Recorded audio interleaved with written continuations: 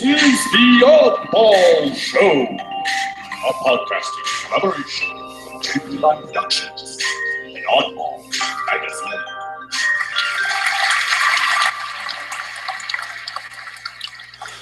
Greetings, all you March hares and spring chickens. This is indeed the Oddball Show. My name is Prof. I'll be playing shepherd to our virtual animal farm here, and I represent the Boston hip-hop consortium known as JP Productions. I'm, of course, joined by my co-host and the originator of all things Oddball.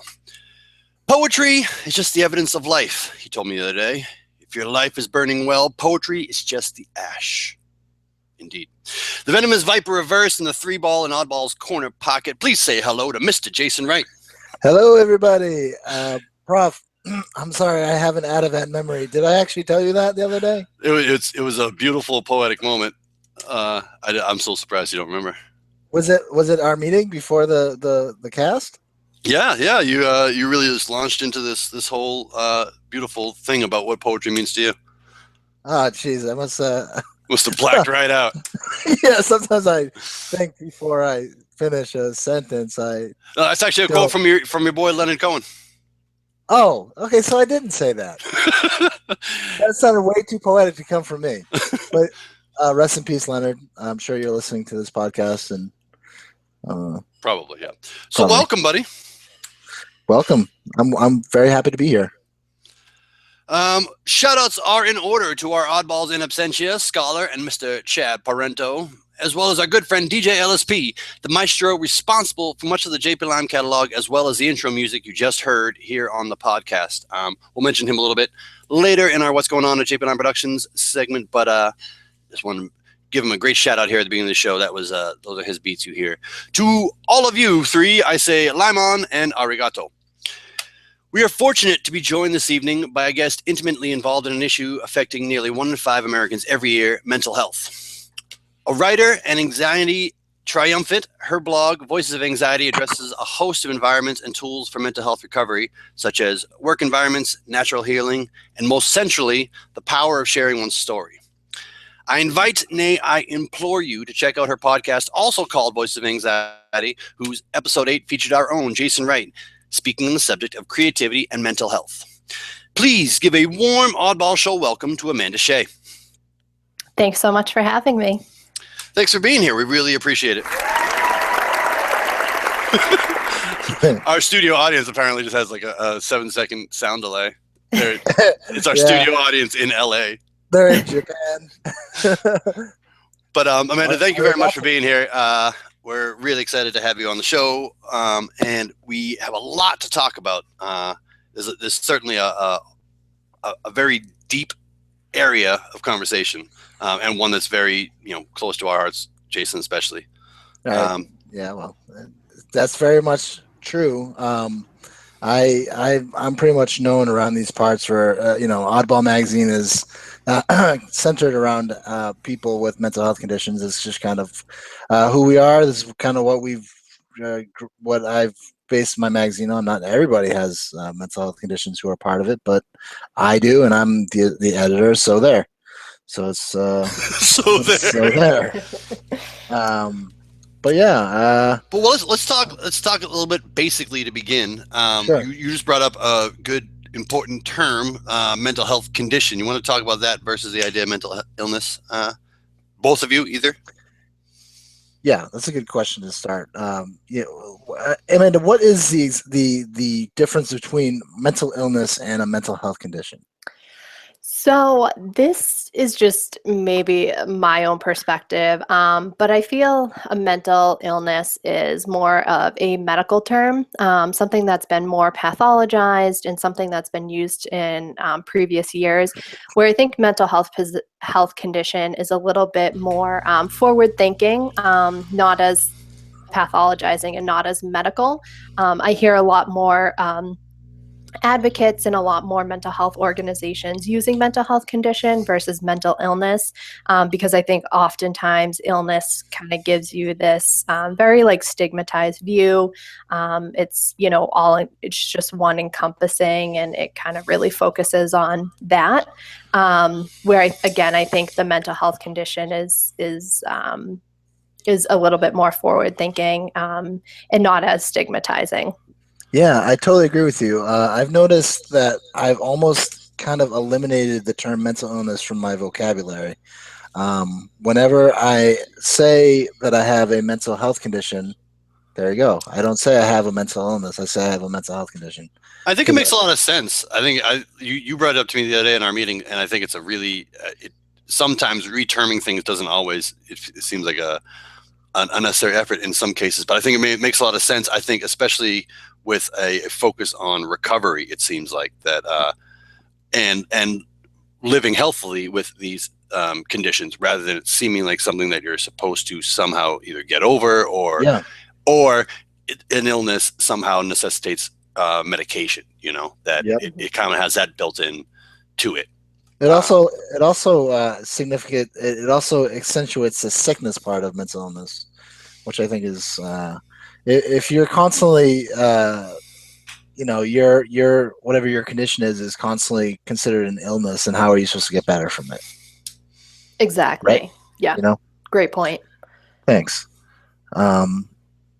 So with mental health illness, the word mental illness versus mental health condition in the medical world, there's many different types of illnesses there, but in our world there's mental health conditions, but in their world there are certain labels that are given to diagnose certain conditions, and one of them is anxiety, which you have based your voicesofanxiety.com blog on. Make sure it's .com so they know that it's www. So they don't get confused.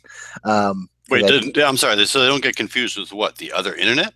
Yeah, right. ss.voicesofanxiety.blogspot.rock .en because it's an English. It's a site in England.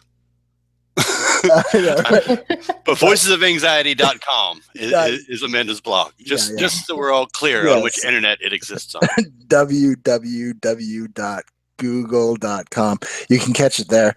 No, but one of the things that you were just saying, that one of the big terms is anxiety, and I think it's in some cases is kind of a vague or catch-all term, really, for a pretty specific. Can you talk about what exactly can you define anxiety actually is?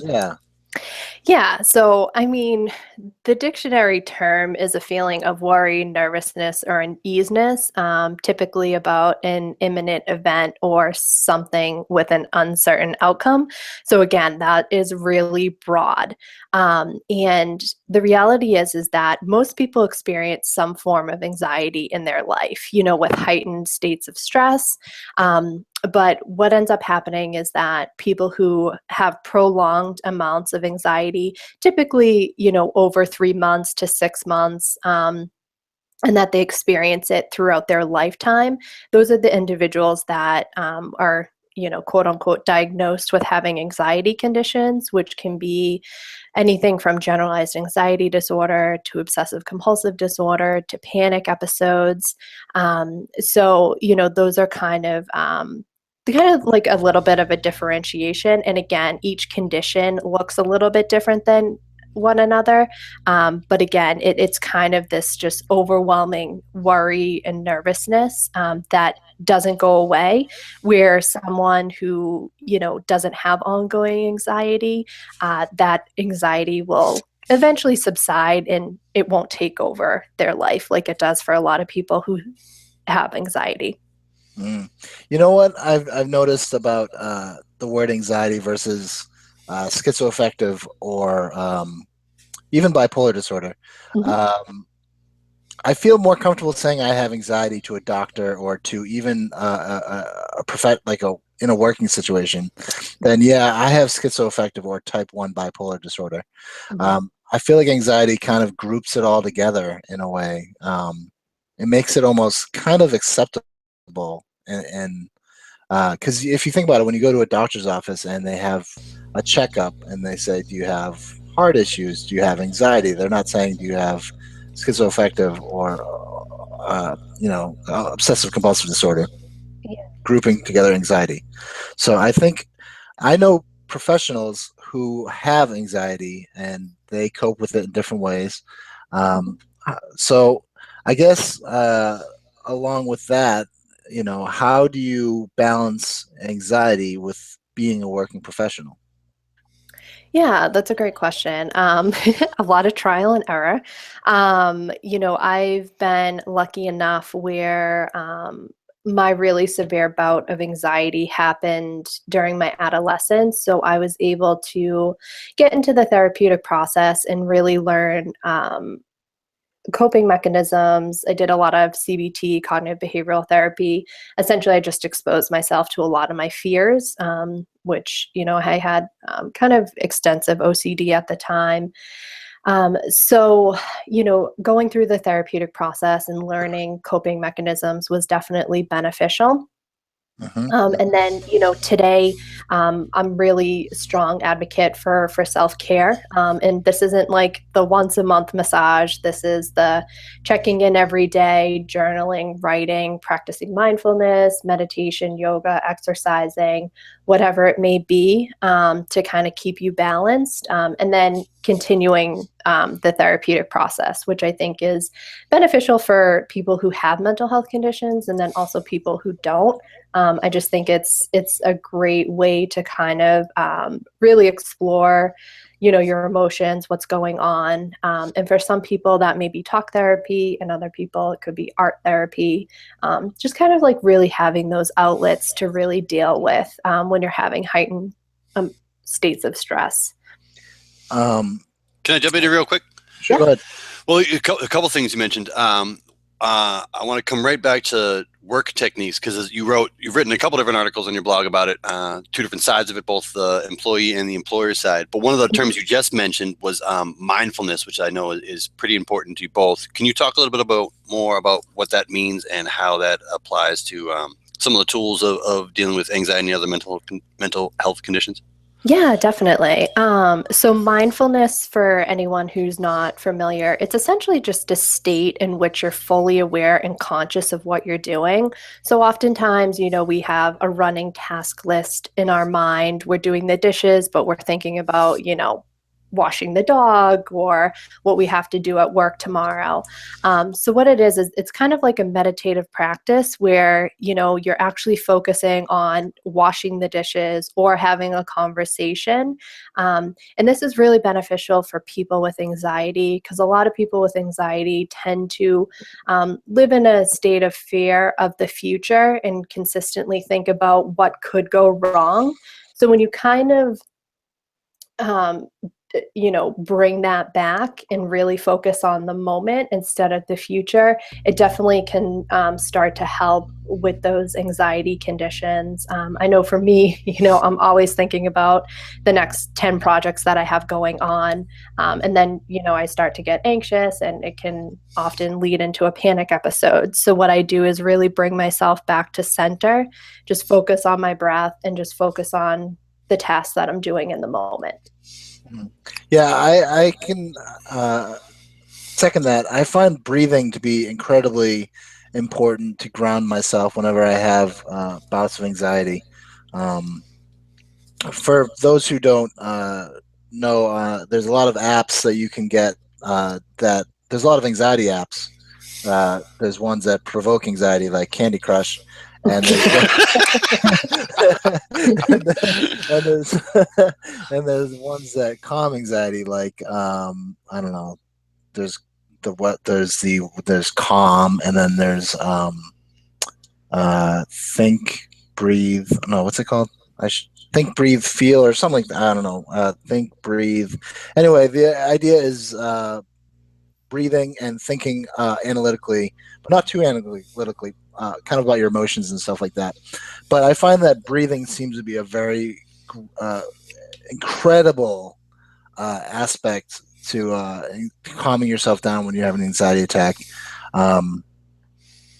There's apps you can measure your breathing, and then there's these different types. There's pranayama breathing is this amazing app that I found that calms me down. I could be sitting next to a burning house, and I'd be like, all right, pranayama, and pranayama now, and I would calm right down. So I think that's important.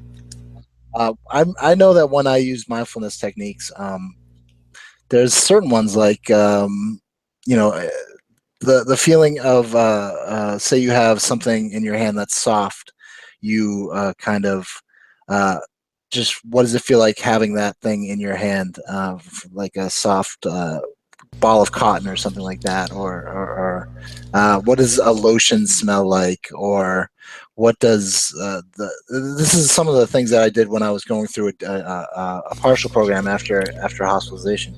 So I learned a lot about mindfulness there, and then I also learned a little bit about DBT and cognitive behavioral therapy. And I know you didn't mention it yet a little bit, but can you talk about cognitive behavioral therapy a little bit for people who might not know? Yeah, I'm not an expert on it, but so cognitive behavioral therapy, it essentially, so I'll put it in like terms of like everyday life. So a lot of people with OCD have a fear of contamination. And, I think a lot of us, will wash our hands and, around flu season, we'll really make sure to kind of, take extra precautions. So we try and not get sick. But people with OCD, it tends to kind of be on like a more like heightened level Hmm. where anyone that they're around who may sneeze or something, they're just kind of essentially afraid of being contaminated and so forth. It's not the most hygienic thing, but sometimes getting off the tea and not immediately washing your hands, and then at the end of the day realizing that you're not going to get sick, hopefully not. um, Yeah. but little practices, if some people have a fear of driving on the freeway, they'll make gradual progressions towards getting closer to the freeway, and then eventually go on the freeway and experience it. Oftentimes people do this with a therapist or with someone that they trust. So initially, if they're having some panic, they can kind of talk through it.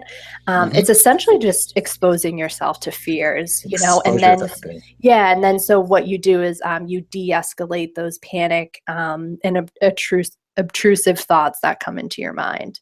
Oh, okay. Yeah, Yeah. yeah. I get that confused with DBT sometimes, and I still don't think I fully understand what DBT is, or the difference between CBT. Um, but yeah, so cognitive behavioral therapy is basically kind of like exposure therapy. Like I Yeah. know I don't want to trigger anyone, but some people are afraid of snakes, and I am Mhm. actually very much afraid of snakes and spiders. And I don't like the movie Arachnophobia or anything involving spiders or snakes. And that's just kind of one of my phobias that I have. I also have a phobia of the world ending someday and whatever, but that's just kind of what I have. But Mhm. I've heard about exposure therapy. If you are afraid of snakes, the first step is to look in a look at a book of snakes or something, which would still give me anxiety. But that's the idea, right? I mean, they're not going to put you in a pit full of snakes, but they're going to be like, "Here's a snake. Look at it." And you know what I mean? Like the chances of a boa python coming through the house right now is very slim, and that's kind of the idea that they're going to push on you, right? With exposure therapy. Yeah, and it's again like the point you made. It's kind of about taking those baby steps, and during those baby steps, it's really changing the thought process of, oh my gosh, I'm freaking out, I'm gonna die, this or that, to okay, I can handle this. This is okay. I'm not gonna get sick. I'll be fine driving. Just kind of reinforcing those negative thoughts with more positive thoughts, so that the next Yeah. time, that's kind of what comes up for you. Oh, okay. That makes sense. Um, Prof, I Yeah, was let going me. to talk about her blog, but do you have any questions or anything that you want to bring Yeah, up? yeah. Well, here's a good place for me to jump in on this. Is that a lot of what we've been talking about so far is the um, or a side product of it is the benefit that people get from hearing about what other people have gone through, the experiences of other people, and that's Mhm. that sharing of somebody of your story and how it can help somebody else is something that seems pretty central to both your blog and the In Our Own Voices workshop where you guys met. So I think that might be a good kind of place to culminate some of this. Is why, Amanda, do you think that seems to be uh, perhaps the most powerful tool as far as dealing or recovering, surviving with, being healthy with mental health conditions. Why is that so powerful, and where did that kind of focus originate for you? Good question, Yeah, Puff. great. Yeah, great question. So when I first started the therapeutic process, I was assigned like this anxiety and phobia workbook. And in the workbook, I did all these like exercises and practices to kind of help with panic and phobias that were triggering me and so forth, which were beneficial. But the thing that actually helped me the most was in the beginning of each chapter, there was a story about someone with that condition. So with OCD or social anxiety or panic or whatever it had been. And it was kind of the first time in my life where I was able to relate to other people and not feel so isolated. Just because, like, growing up, no one ever really talked about anxiety or depression. Or if they did, it was like very loose in the fact of like, people have it and they go on and deal with it, but actually not realizing how isolating and how debilitating a lot of mental health conditions can be. I got to the point where I wouldn't leave my house when I was going through that bout. So reading people's stories really helped me out of like that isolation. And then during when I was in college, I was involved in a lot of like social justice work with volunteering and so forth. And I made the connection of like community and how important it is to collectively share stories and how that can actually become empowering. So that's kind of like the center focus of essentially why I started my website. Yeah. So when you are sharing your story, where does you said it's empowering for you, and I know that we met at an In Our Own Voice workshop. Can you explain a little bit about the idea of In Our Own Voices workshop, or how we met, and just a little background on like how we met, and the NAMI In Our Own Voice workshop. Can you talk Yeah. about that? Yeah, definitely. So NAMI is a national organization for mental health. I think they actually use the acronym mental illness. So they do a lot of advocacy work and awareness around mental health. And I had found out about this program called In Our Own Voice.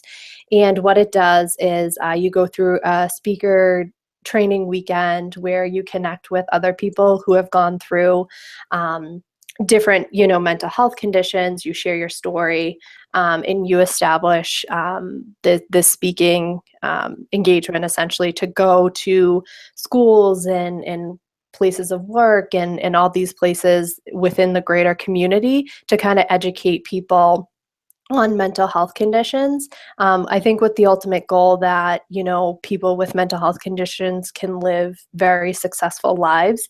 And, we're all not like laying on the couch and, not capable of working or having a life, which I think has been projected a lot in the media. So, yeah, that's a little bit about In Our Own Voice. And Jason and I were on the same weekend and we trained together. And I think we both, kind of have more like creative spirit. So we definitely connected on that level. Definitely, we did.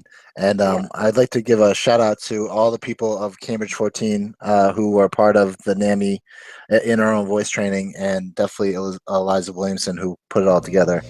It's an incredible resource, NAMI is, for people who might be dealing with a mental health condition. I implore you to check out NAMI. And if you have, and this is a national broadcast, actually, so if you are in your local town, Google www.google.com and check out NAMI. They're all over the country and doing great work. Saved my life, definitely.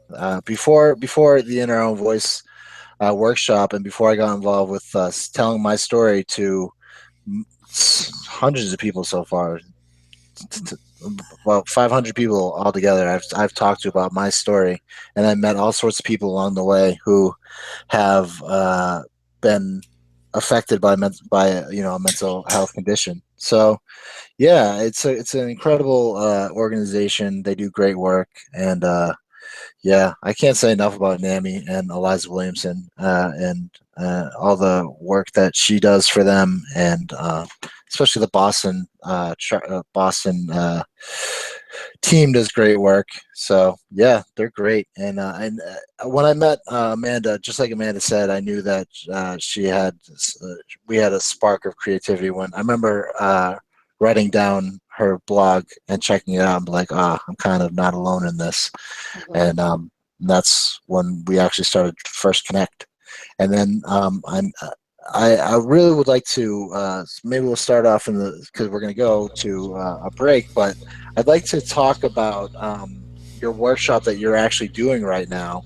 Because that's how I reacquainted myself with you, was when I got an email saying, "Hey, I'm having there's this wellness 5 days after New Year's that you did. Can you just talk a little bit about that?"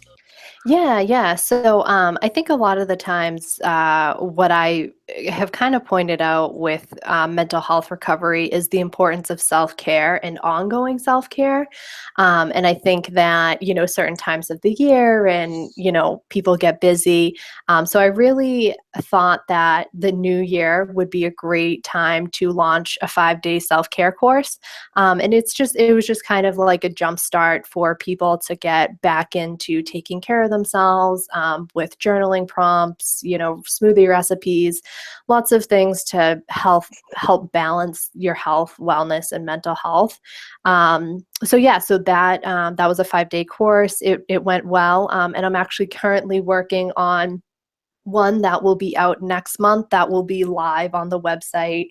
Oh, great. All year long. And then in June, I'm going to be launching a 6-day self-care course specifically for the LGBT community. Oh, fantastic. That's wonderful. Yeah. That's great. So yeah, when I found out about the anxiety 5-day program, that's when I was like, wow, Amanda's doing great work. And your website is wonderful too, by the way, voicesofanxiety.com. It's wonderful. It's quite extensive. It's been going for a while. I mean, it's a quite established website, and you got to check it out. There's a lot of good articles on there. Oh, yeah, we'll thanks. definitely be putting some. I'm sorry to cut you off. Some links in our pertinent links tonight. We'll include obviously Amanda's contact info, but a couple of the articles that we talked about, tools for in the workplace, and some of the other articles she's written both on her blog and the Live More with Lauren blog, which is how to manage anxiety at work. That one appeared up there too. So we'll be linking directly to some of those specific articles in the pertinent link section on both jplineproductions.com and oddballmagazine.com. Definitely. Now's a good time, I think, to break, and maybe I agree. I think the podcast is going pretty smoothly, I must say. I agree. I think it's been a good conversation so far, and as tends to happen, we cruise right through some of the oddball hour. So I think it's a pretty good chance to take a quick break here and tell you about what's going on with Oddball Magazine and JP Line Productions. Mr. Jason, would you like to go first or second? Yep. Do you have a lot going on right now? I mean, we get stuff. We get stuff. Well, as it tends to usually go first or second. I don't remember. I mean, if you want me to go first, I will. Well, here I'll just jump right in. Here we go. Just jump right in. You got it.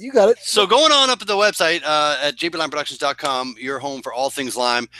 We are a Boston hip-hop production company, but we also love to write about all different sorts of things, Boston sports in general, society and politics, TV, movies. We also do our weekly Oddball.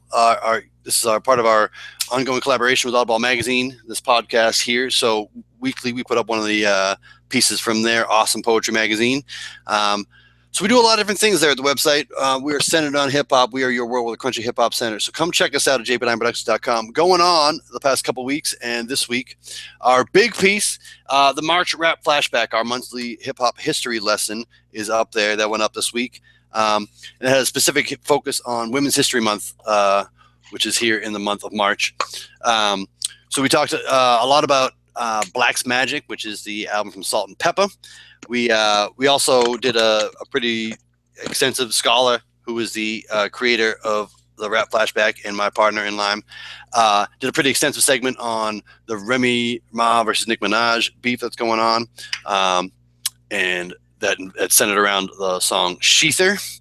Oh wow, and then, yeah, it's a killer song, by the way. Yeah, it was a pretty serious diss track, and he actually goes pretty well in depth about the value of diss records and hip hop beef and how it's done well and how it compares to some of the ones in the past. So definitely check that out. In addition, we also got up there birthday shout outs to some of our March babies like Method Man, MC Hammer, Queen Latifah, and today is actually Salt Cheryl James's birthday. So shout out to her today. So that's the March Rap Flashback. Come check that out. We do that every month. A different hip hop history lesson, 15 minutes or so. A look back at old school hip hop and some of the things that are going on now. Also, while we talk about Scholar, he has 2 sports related articles that have been up there the last couple weeks, or one went up today and one was up last week. One on Roberto Clemente and what he means as a Puerto Rican hero in sports. And the one that went up today is Ivan Scala is a passionate Celtics fan. So he has an article up there today about his various nicknames for both, most of the present Celtics and some of the ones in the past. He has a very singular and unique way of nicknaming them, and is very effusive with those. So definitely check that out. Celtic nicknames and Roberto Clemente is up there. We also do the Throwback Thursday from LSP called the LSP TBT, where our friend DJ LSP, who you heard in the opening intro, as I mentioned, digs back through his digital catalogs and finds a beat or a song from something he's produced before and brings it up for our listening pleasure. We run that at JP9 Productions. You can also follow him on SoundCloud, Twitter, and Reverb Nation. So that's the LSP Throwback Thursday. And then finally, I just want to mention real quick, I started my series called Welcome to the Swamp, which is my piece about political corruption and luxury resorts. And I did the first series that went up last week, and that'll be kind of running periodically over the next couple months.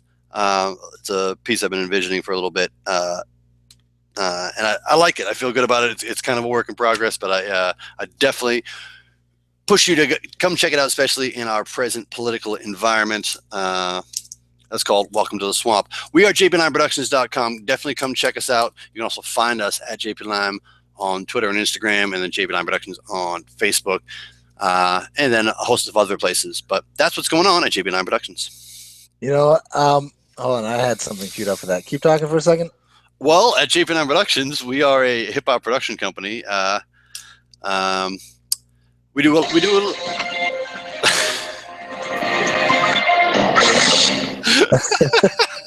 that's our newscast sound.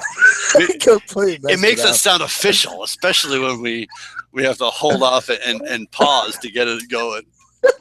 Very official. Well, I was actually I wanted to commend you on. I love your website, and I'm not saying that because I know you personally, but honestly, your website is fantastic. Well, thank you. Reading over Scholar's list of Boston Celtics nicknames is awesome. It's pretty cool, especially if you know him. You can really picture what he's talking about. Like that is a very personal. Like this is what he does in his living room, the TV. It's a pretty good piece. I like it a lot. Great piece. Good shit, Jaylen Brown. Good shit, Jay Crowder. Long arms, Amir Johnson, and the best one is the Big Mofongo. The Big Mofongo. Horford.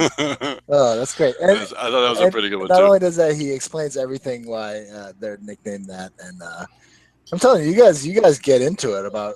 And I want to read the diss track about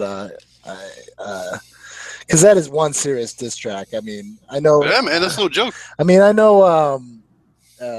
Nicki Minaj came back with 3 or 4 softballs, but I mean, they were really soft. Really they soft. Were mozzarella balls. Poppy. They're like poppy and kind of like. Yeah. So. I don't know. But yeah, so that's what we dig into that in the March Rock flashback. And then Drake was all. I don't know. Drake sucks lately. Can I get an amen? Drake sucks lately. No. Yeah, I don't know if you need the lately, but yeah. Well, he's all like no. That was a really good Drake impression. I'm just saying. Like, hey, let me ask you this. Yeah. What's going on at Oddball Magazine? Well, there's a lot going on at Oddball Magazine. There's a lot going on in Oddball Magazine. We have a lot going on right now. If you go to our website, www.oddballmagazine.com, off of www.google.com, you will find the Oddball Show with Amanda Shea, where you'll get to actually experience this live debacle live. You'll get to hear us right now, me talking live. It's really very ethereal if you think about it. Also, today we had the Jagged Thought 168. I call it In Rem. Kind of a sleepy piece because I was pretty much tired when I wrote it. We have a great poem by Tatjana Debeljocky, and this poem I would really like to get into it a little bit, but it's kind of a great poem. The artwork goes really well with it. Sally Deskins. This poet is I forgot where she's from. I think Serbia. I think she's from Serbia. Serbia, yeah. So we have kind of a wide range of poets from Massachusetts to Serbia. So, we're kind of all across the globe. There's a kind of a really poignant Odds. Odds is our comic strip that we do every Monday, where Bill Harvey makes it serious delirious, and he's talking about, I don't know, it's a funny comic strip where he says, yes, doctor, can we go over that list of side effects again? And he's got a hat on, and he's going, vroom, vroom, which I think is kind of funny because it's pointing to our conversation about, because every medication we take has side effects, and apparently his make him sound like a automobile. Then, on Fridays, we have this awesome columnist, and I can't talk enough good about Bruce Wise's column, Wise Words. He takes different things that are going on in the news, and he just writes about them in this amazingly wonderful poetic way. He does 4 or 5, he usually does 3 or 4 poems every week for us on Fridays. And if you get a chance, Prof, I don't know if you've seen him yet. He's a delight. He's a delight to listen to. Wise Words? Absolutely. Yeah, I've been checking him out. Yeah, he's awesome, right? I mean, I don't know. I love his stuff. It's so smart. It's like, it brings Oddball Magazine into like the classic genre of like, I don't know, like he just made a Albert Camus reference, where whatever. But then Fleming's today talked about the Nintendo Switch review on the Epic Autism Report. So we had his review of the Nintendo Switch. So we go all over the place. And then we had the Twisted JP Lime last week with Roberto Clemente. Puerto Rican great Roberto Clemente, who I believe died in a plane crash, right? That was the Big Bopper. That was not the Big Bopper. That was Leonard Skinner. That too.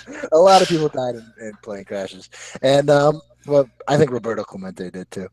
And then last, we have so much content, but we had the Underground Garden Rune 287 with our lovely Laz Zayas, and we had Bamboozled No More, the Trump drama, which was great, and finally Dexter Roberts, who's a good friend of mine and Chad's and Stone Soup, read at Stone Soup on Monday, and we had his Stone Soup servings. So yeah, we're actually running that as our weekly oddballs, the Stone Soup serving.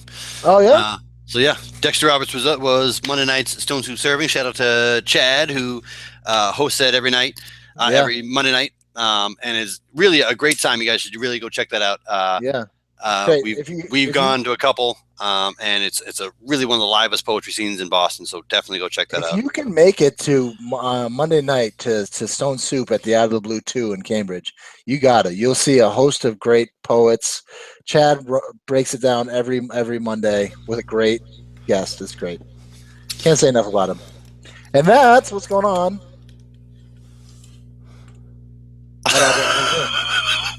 .com. So the Oddball Show is a. Can we fire the sound guy? Yeah, seriously, he's on his last day. All right, Bruce, you're out of here. But the Oddball Show is a collaboration between Oddball Magazine and JP9 Productions. Definitely go check us out at our 2 home sites, and please be part of our social media networks. We're big on Twitter and Instagram and Facebook, which also runs through our YouTube channels. Check it out there. It also runs after that onto SoundCloud, Stitcher, and iTunes. So the Oddball Show can be listened to in a number of different formats. Please come check us out and let us know what you think of the show. I All think right, the so best way to listen to it is on iTunes. I mean, that's just, it's just very simple to listen to it on iTunes. So you go to iTunes, you type in The Oddball Show, one word. I don't know why I decided to do it like that, but I did. So you go to The Oddball Show, one word, and you can pick it up on iTunes. And we have about 30 episodes of me meandering and Prof making good points. I think the percentage is a little higher than that, but I'll take that. But as like I said, as we when we're having a good time here at the Oddball Show, the hour runs right by us. We're kind of getting into the second half of the show here. A couple of things we want to hit, though, were some of the topics we brought up in the beginning. One of them was mental health, like natural healing, as opposed to there's a big focus on medication, obviously. And I know that was something when we were doing our pre-show meeting, Jason. That was one of the things that you talked a lot about. Was there's a lot of side effects, and it's not necessarily this pill is prescribed for this mental health condition, and therefore everything is all set. Exactly. It's a balance deciding whether you want to be how medicated, how much medication you want to take, and how helpful it is to you as an individual. Exactly. So, Amanda, what are some of the leading? I know it's probably a pretty new area, but what are some of the leading natural mental health tools that you've seen be effective? Yeah, definitely. So a lot of the times, people with anxiety are actually really deficient in magnesium. And what ends up happening is that if you're consistently depleting yourself of essential vitamins and nutrients and minerals, you're just going to perpetually put yourself into this state of ongoing panic episodes. Also, people are depleted in vitamin D and B12 to kind of keep the energy levels going on. Zinc, and the list is like ongoing.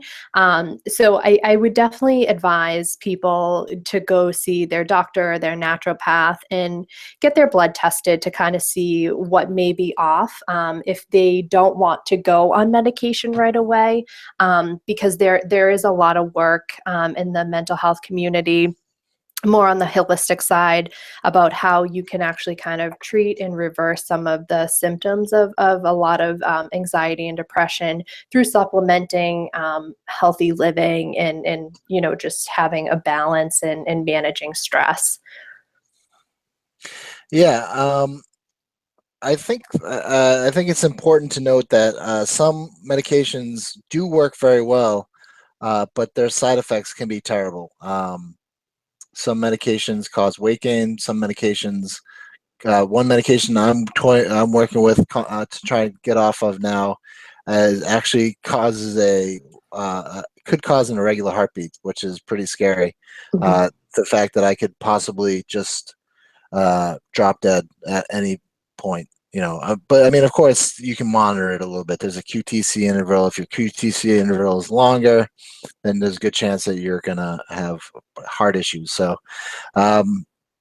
unfortunately, I think, and I don't know, you can disagree or hope, and I hope you can, because I find that it's almost impossible to once you're on medications to get off medications. Yeah, I mean, I've never really taken psych meds or anything on a long-term basis. I've actually never. There was an occasion where I tried Xanax for anxiety, and it didn't work for me. I'm really sensitive to medications, and I just kind of always knew that I wanted to take the natural route. Yeah, I mean, and that's unfortunately when you go, it's such a medical model to begin with, diagnosing and pathologizing, that they initially just give you medication. They kind of don't look at the whole being. But there are practitioners out there who will work with individuals who are looking to kind of taper off or make the transition to more natural treatments. I do want to make the point, though, at the same time, that I think there are instances with, some psychoses and schizophrenia and other mood regulations, that sometimes it is necessary for people to be on medication, and that, natural alternatives, it may not work for everyone. It's Yeah. just kind of something that I've experienced and that I've learned that has worked for my body. Mhm. Yeah, I know that I feel if I was to go off my medications, I would probably the word is decompensate. It means you would probably, in layman's terms, just I don't know, regress back to state of fear, a state of ups and downs kind of things. So unfortunately, a lot of people who are medicated early stay on medication, and it's difficult to even think of getting off of their medications. It's kind of a slippery slope. Let me ask this. We've talked a little bit about some of these things in a personal framework for both of you guys, Jason and Amanda. Amanda, was there ever a time that it was difficult to talk about your mental health condition? And Jason, same question really to you. And where did that confidence come from? And I'm sure that it's empowering. I'm sure that talking about it, having it outside of your own brain, and not just be locked into it yourself, has to be one of the more empowering things. Where did that confidence come from? And was it ever not easy to come by that kind of talking? Yeah, like I said earlier, growing up, no one had ever really talked about anxiety and depression. And the things that I did know about it and mental health conditions were very polarizing. People laying on the couch, not able to do anything, not able to get up, very stigmatized views of what mental health looks like. So actually, yeah, for the first 5 years that I was working on my recovery, like any of my friends, I blamed it on like a heart condition, which I didn't have. But I would just make excuses up about, why I couldn't hang out with people.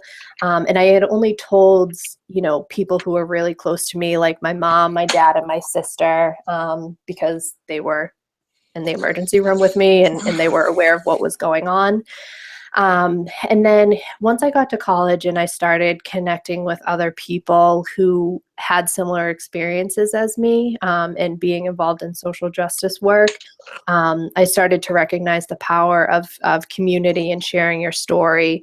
And then I kind of just came up with the idea of Voices of Anxiety, and I started sharing my story.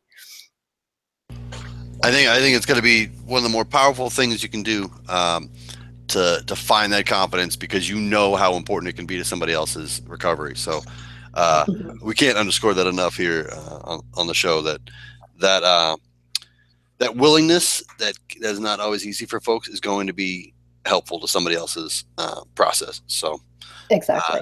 we encourage you all to both visit Voice of Anxiety, which with a direct link to sharing your own story, but also to embrace that and find out as much about other people's experience as a tool to helping your own. Exactly. Yeah. What was I about to ask? I'd just like to add to that. I find that I didn't start sharing my story completely openly and honestly till I started becoming an In Our Own Voice presenter.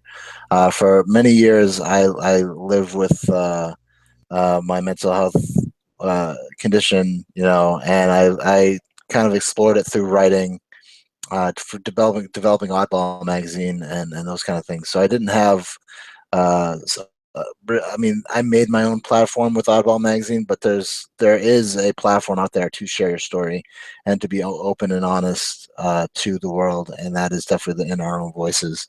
The NAMI In Our Own Voices series, which anyone can get involved with who has a mental health condition. Right.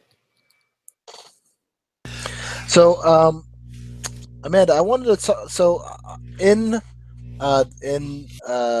mainstream media, there seems to be a stigma on mental health. And also a romantic side in some of our celebrities. Can you think of an example of mental health in mainstream media, either in a negative way or in a romanticized way? Yeah, I think that this, like the quote unquote millennial generation, the generation that I'm in, and some of the younger kids that are coming up, some that come off the top of my head are like Demi Lovato and Selena Gomez. And I think that they have been really positive people who have talked about mental health. I believe I know Selena Gomez. I know she has panic episodes, and she just recently came out and talked about how DBT therapy essentially saved her life, and how she's kind of just, focusing on her own mental health recovery and just being open and honest about it and sharing that side of humanity. Because I think she ended up having to cancel the rest of her tour because of it. And then Demi Lovato, a lot of people know, she went to rehab for, I believe she has bipolar disorder. Yeah, and so she's been very open and vocal about living with it. And I mean, obviously, people have what they want to say about it, but from the attention that I've seen of it, it's been really positive. And I think any time that someone can come out and talk about it is really good. We all know, the Britney Spears situation and how negatively portrayed that was. Mm-hmm. And, I think it was a direct result of she was having an episode. I don't know if it was a psychosis episode, but I think she's later come out and talked about how she has bipolar as well. So, so it's kind of interesting how the media, from 5 years ago looked at Britney Spears like that. But I think because of, there was some aggression with the incident. But yeah, I think that, we're starting to make gains. And I think that any celebrity that can come out and talk about that stuff is positive. But on the same side, I think that, people will also toy with it and blame it on being quote unquote crazy and insane, which further stigmatizes these mental health conditions. Do you think that, and that's a good point, that do you think people are becoming more sensitive to the epidemic of mental health, or do you think people are still kind of using it as a scapegoat for many things these days, or are people starting to kind of empathize with um, people who might suffer from anxiety or bipolar or something like that? And I mean, in mainstream media, or how people usually tend to think about people, even in conversation, is there kind of a dip in the negativity and more an increase? Is there something to look forward to? Yeah. I mean, I guess I always like to err on like optimism and positivity, but I think, over, even the past 5 years, just seeing how mental health has been represented and these really kind of positive celebrities coming out and being very open and vocal about it. I know a handful of, Catherine Zeta-Jones came out about having bipolar, and a handful of celebrity. That was an accident. And a handful of celebrity mothers have come out about postpartum depression. And really? overwhelmingly in the media, a lot of people talk about, we wish them well.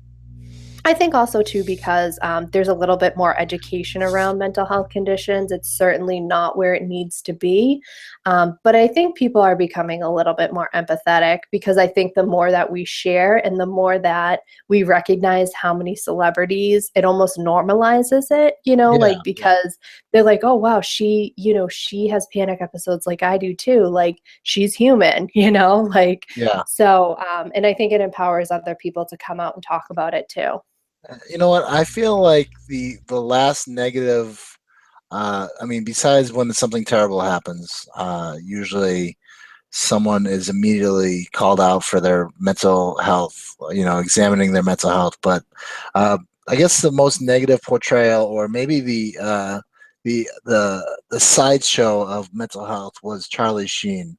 I don't know where he's at right now, but when he was sick 3 or 4 years ago, it was a sideshow to see how insane he could go. And I think that's kind of a terrible. That was just kind of a sickening thing. They even had a roast of Charlie Sheen, and he's done a lot of great things as an actor, but he's been sick for a long time, and I don't think people understand the sensitivity that should be kind of. I mean, that's not people shouldn't walk on eggshells around people with mental health conditions, but I don't think people should be sideshows like how Charlie Sheen was kind of on an exhibit for a while, and then he just kind of what's Charlie Sheen? out. What's Charlie Sheen's mental health condition? I don't know. I think he's bipolar. I thought his was cocaine. Well, he did a lot of drugs. Yeah. But that's also that could be because he was self-medicating too, because he may not have been had any therapy or any intervention. So drugs and the combination of mental health conditions can provoke it and make it even worse. Yep, and I think that's true. And I know we're not going to bring up Kanye, but we're going to bring up Kanye. I was almost going to commend you. Hearing an Oddball Show to Kanye, I was going to commend you at the end of this, and you failed. I was not going to bring it up, but right now Kanye is actually dealing with some mental health issues himself, and he talks openly on his songs about taking Lexapro, which is kind of nice. It's kind of nice to kind of identify with someone who's so talented, who might be taking a medication that is similar to a medication that you're taking in a way. So I think it's kind of nice when someone is that open up about their medication and it becomes kind of mainstream.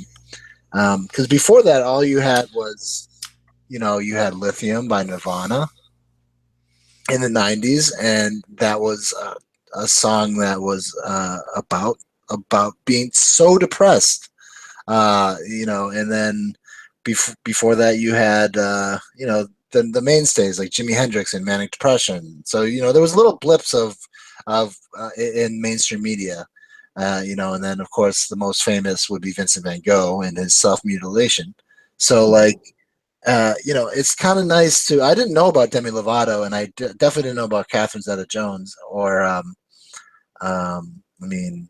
who else? Selena Gomez. Selena Gomez. I had no idea. I mean, I didn't know that people were that open talking about their mental health conditions, and that's great. I applaud them for that. That should be more fuel on the fire for people to openly start talking about their issues, I think. Absolutely, yeah. And I also would like to say that I was a big supporter of Carrie Fisher. And rest in peace, Carrie. She died right before the end of a terrible 2016, and then her mom died like a day afterwards, which is tragic. But she was a constant advocate for mental health conditions, and and the plight of people with mental illness. And I think that's incredible that there's people out there who do that kind of work. A real quick plug: if you are in the Boston area on April 10th, Kay Redfield Jamison is going to be reading and signing her book. She wrote the book, the groundbreaking book on bipolar, Touched by Fire, and she also wrote another book called Not Driven to Distraction. She wrote Touched by Fire and another book called An Unquiet Mind, which are two groundbreaking books about bipolar. And she is a living example that you can live a good life with bipolar disorder. And she's going to be reading at the Boston Copley Library on April 10th. So excellent shout out. Yeah, definitely. I think I'm going to be going to that, so I'll see you there and we can talk about it. But we've covered a lot here tonight, and we've cruised right through the Oddball Show hour. It just happens that way. It just ticks clock just ticks right off. We do want to just a couple things to harp on as we got in the second half. One of the mainstays of what we were talking about with the celebrities was the power of sharing one's story. So definitely go check out Voices of Anxiety, and please reach out and share your story. Where there are several different outlets that we mentioned tonight, but wherever you go to for aid and assistance in your mental health condition, sharing your story is going to be helpful to not just yourself, but somebody else. Of course, Voices of Anxiety has right on their website, right where you can email Amanda and speak to her directly to maybe be on her podcast or share your own story. So Voices of Anxiety, I applaud you. It's a great website. But Prof, I don't mean to interrupt, but before we close off, I know we talked about this. You were talking about your book that you have in the works. Do you want to talk about that briefly, Amanda? Yeah, cool. So I am putting together a book collection from people of diverse backgrounds and identities who have experienced varying anxiety conditions. So I am still accepting stories. So if anyone wants to be a part of the book, certainly get in touch with me. I'm hoping to publish it by the end of this year. And again, it's just about, hopefully it's a platform, another platform for connecting and empowering people to share their story and to help people who, are experiencing anxiety and other mental health conditions. Oh, well, and what's great. the best way to reach you for that? Is that through the website, or should we? Is there a different way to reach you? Yeah, you can. I have a contact form on my website, or you could just email me, amanda@voicesofanxiety.com. Awesome. And where Great. can our listeners find you on our social media networks? I am on Facebook, Instagram, Pinterest, and Twitter, and that's all at Voices of Anxiety. Awesome. Great. We are coming down to the end of the Oddball Show hour here. We do want to do a quick list of 10, I think, as we close out. That amenable there, Jason? Sounds good to me. And our thanks very much to Amanda for being on tonight. It was a in-depth discussion and a lot of really important bases covered here. So our thanks for your time. We appreciate it. Thank you for having me. Yeah. All right, so as we close out, as we do at many an Oddball Show, we will do a list of 10. List of 10! This is a questionnaire based on James Lipton's questionnaire on Inside the Act Studio, which he took from Bernard Pivot's apostrophe, which is based on the Proust questionnaire. So I really like the idea of continuing it on, continue the theme and the general idea, but our own version. Amanda, are you ready for the list of 10? Yes. The list of 10! Number 1, what time and place would you like to be if not here and now? Ooh, probably the 70s. 70s. Excellent. Yep. Groovy, man. Number 2, what is the greatest advice you've ever received? The future comes one day at a time. Nice. That goes very much with our mindfulness Yes. theme from earlier. Number 3, what would your superpower be? Ooh, that's a hard one. Probably the ability to heal people. Ooh, healing. That's an excellent one. That's a good one. I feel like people kind of break down into two camps. So when we ask that question, either people have like an instant, like, I've been thinking about this my entire life, my superpower would automatically be this, or people are like, I really, I'd have to think about it a little bit. I want, there's a lot of different things I'd like to be able to do. But I think you are officially our first mutant healer here on the Oddball Show. So we all appreciate that. That was Rogue who healed, right? No, she destroyed if you touched. She steals your power, yeah. Yeah. All right. Get your mutants right, my friend. All right, sorry. Number 4, I'll put my Biggie nerd or cap Tupac? Oh, good one. I don't know. Neither. Oh no! I almost was gonna say there's no wrong answer. I almost said that. It's not my genre. Right on. I've been listening to a lot of Biggie lately, Prof. The rhymes are just, as I said before when I was asked, Tupac has a lot of heart, but Biggie slays on the rhymes, There are many Slaves. fine points to be made in this debate. I'm pretty sure it is a debate for the ages. It really goes up with some great philosophical debates, such as if a tree falls in the forest, is there anybody there to hear it? Or what's the sound of one man clapping? Right. One hand. It really clapping. is deeply philosophical, this discussion between Biggie and Tupac. And there are really, there's a lot of places you can go with it. So I appreciate what you said, but I don't agree. Number 5, who is your favorite person? My mom. Mom. Number 6, what is your quest? My quest is to advocate and to help people. Advocate and help. Great. Number 7, fill in the blank. All you need is blank. Love. Love. Yeah. There you go. Great man once said that once. I don't Number know his 8, name. it was some blase, like a John or a Billy or Mac or Buddy or something. Number I think 8. it was Ringo. It certainly was not Ringo. But I love Ringo. For the record, I love Ringo. We should have a Beatles show at some point. We should have a who's your favorite Beatle? Add that to your top 10. Who is your favorite Beatle? Okay, I like that as an alternate question. Yeah. Number 8, Amanda, rock, paper, or scissors? Rock. I want to rock. Oh, that was great. All right. Yeah.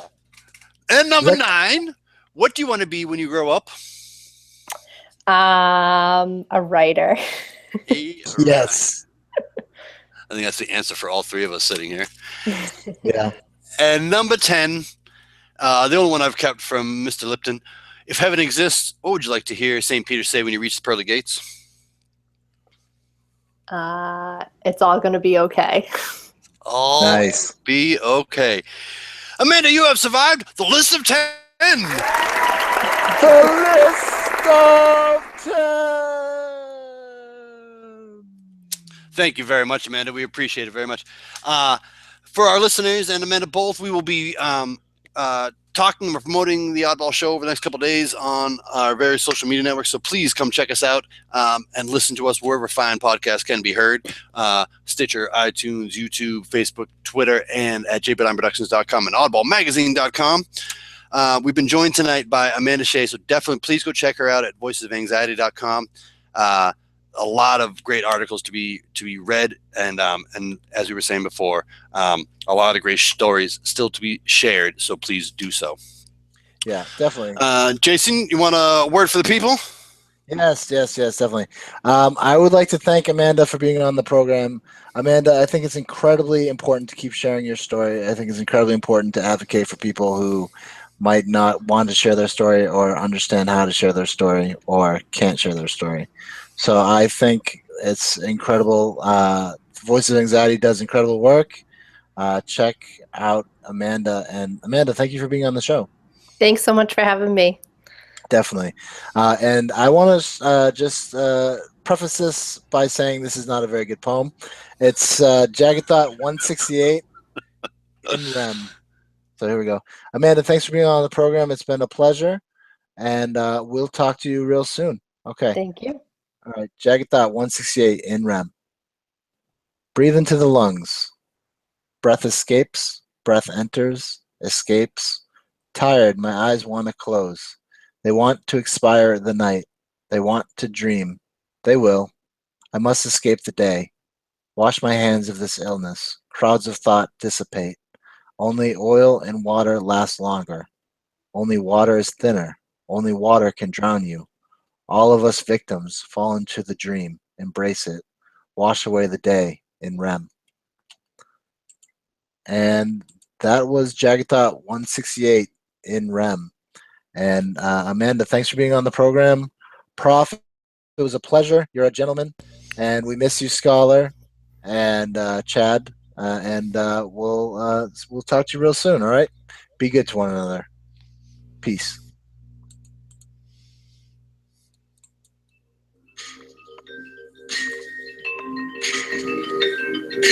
This is the Oddball Show, a podcasting collaboration with JP Live Productions and Oddball Magazine.